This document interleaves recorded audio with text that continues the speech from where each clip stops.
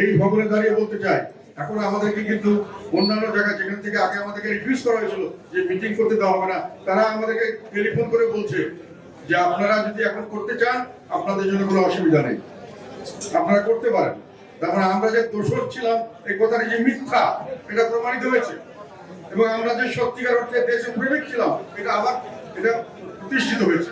এই কারণে যারা হতাশ হয়েছে বা হতাশার কথা বলছেন তাদেরকে আমি একটা কথা বলতে চাই, আমি জাতীয় পার্টিকে এখন সবচেয়ে বেশি সম্ভাবনাময় দেশ দল হিসেবে দেখছি। কথাটা হয়তো আপনাদের অনেকের কাছে বাড়াবাড়ি মনে হবে,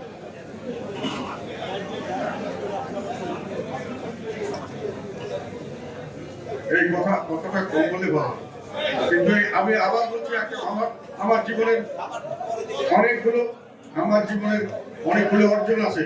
আমি একসময় এই কথাটা বলেছিলাম, এই যে আজকে এলপিজি গ্যাস দেখছেন না, এই এলপিজি গ্যাসের জনক হলাম আমি।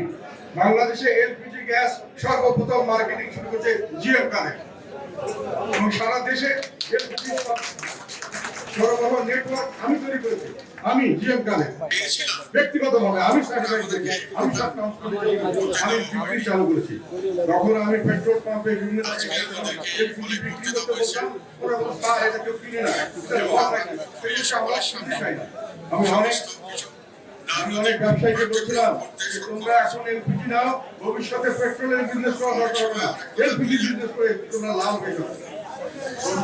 কিন্তু আমার কথা প্রমাণিত হয়েছে, এবং তারা পরে বলেছে স্যার আপনার কথা শুনে আজকে কিন্তু আমি বিশালভাবে লাভবান, এলপিজির বিজনেস এত লাভজনক হয়েছে।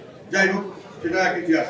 আমাদের অনেক অর্জন আছে, জাতীয় পার্টিকে কেউ ছেড়ে দিতে পারবে না। ব্যক্তিগতভাবে আমাদের সারা দেশের অনেক জায়গায় আজকে যে ভোক্তা অধিকার আইন নিয়ে অনেকে কথা বলে না, এই বললে সে করলে হ্যাঁ করতে হবে, এই ভোক্তা অধিকারের অফিস সৃষ্টি করেছে আমি জিএম কাদের। আজকে আরো অনেকে অনেক কথা বলে থার্ড টার্মিনাল নিয়ে মিটিং হয়, এই থার্ড টার্মিনাল এখানে একটা লিস্ট দিয়ে দেওয়া হয়েছিল একটা কোম্পানিকে, এই জমিটা উদ্ধার করেছিলাম, এই কথা বলে উদ্ধার করেছিলাম যে এই থার্ড টার্মিনাল একদিন করতে হবে, আমাদের জন্য এটা অত্যন্ত জরুরি, আমাদের মেগা প্রজেক্ট হবে না। সেই কারণে এই থার্ড টার্মিনাল আজকে হয়েছে। সৈয়দপুর এয়ারপোর্ট বন্ধ করে দেওয়া হয়েছিল, রাজশাহী এয়ারপোর্ট বন্ধ করে দেওয়া হয়েছিল, যশোর বরিশাল এয়ারপোর্ট বন্ধ করে দেওয়া হয়েছিল। আমি শুধু সৈয়দপুর এয়ারপোর্ট আমি শুধু খুলি নাই, এটাকে আমি ইন্টারন্যাশনাল এয়ারপোর্ট করার জন্য আমি ব্যক্তিগতভাবে উদ্যোগ নিয়ে এটা এখন ইন্টারন্যাশনাল এয়ারপোর্ট চালু হতে যাচ্ছে।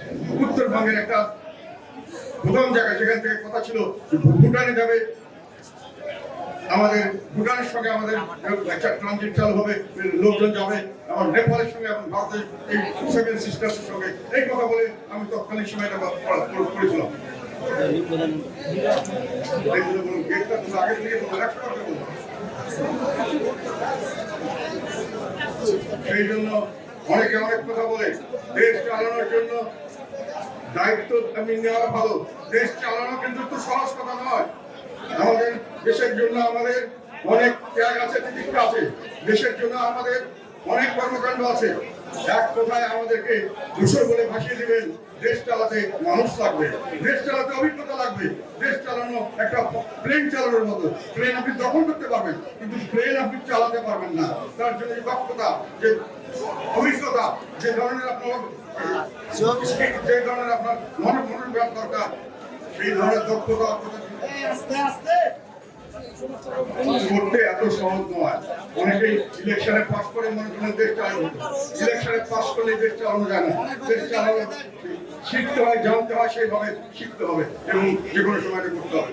আমাদের সম্পর্কে যেগুলো বলা হয়েছে সেই জন্য আমি বলতে চাই, আমাদের এখন খারাপ দিন নয়, আমাদের এখন ভালো দিন সামনের দিকে আসছে। আমরা দুটো জিনিস এখান থেকে আন্দোলন থেকে অর্জন করতে পেরেছি।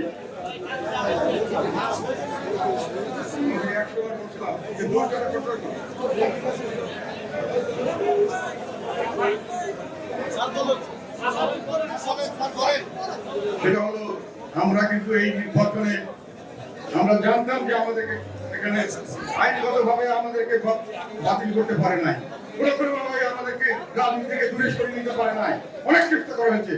আমরা জানতাম যে নির্বাচনের সময় আমাদেরকে সমান সুযোগ দেওয়া হবে না, যেটা বললাম নির্বাচন কমিশন আমার সঙ্গে আলাপই করেন নাই, আমরা আলাপ করতে গেছি, লাভ দেন নাই।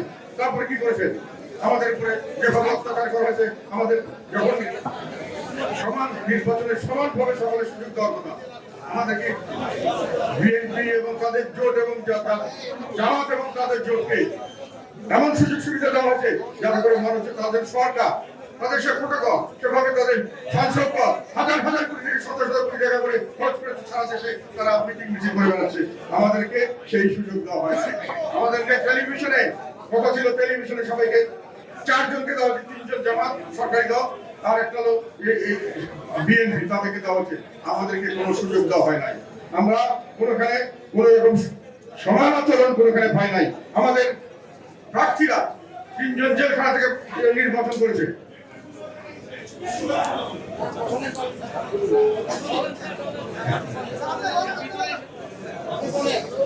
আমাদেরকে বিভিন্ন ভাবে যখন আমাদের লোকরা নির্বাচন করতে যায় 3 জনকে জেলখানা থেকে বের করতে পারে নাই, বারবার তাদেরকে জামিন দিয়ে দেওয়া হয়, তারপরে আবার তাদেরকে সোনার দিকে আটক করা হয়। 3 জনকে আমরা এত চেষ্টা করেও নির্বাচন তারা জেলখানা করতে পারে। 2 জন নির্বাচন থেকে সরে দাঁড়িয়েছে, তার কর্মীরা বলছে আপনাকে আমাদের প্রোটেকশন দিচ্ছে, আমাদের কথা হুমকি দিচ্ছে, তারা আমাদেরকে ধরে নিয়ে যাবে। এবং পুলিশ শুধু নয়, যারা বিএনপি ছিল, যারা জামাত ছিল, যারা এনসিপি ছিল, আমাদের লোকের হত্যা করেছে বিভিন্ন সময়। আর নির্বাচনের আগে 15 মাস ধরে কন্টিনিউয়াসলি সবখানে যেখানে যেতে পেরেছে অত্যাচার করা হচ্ছে, তাদেরকে কোনো দেওয়া হয়, রাজনীতি করতে দেওয়া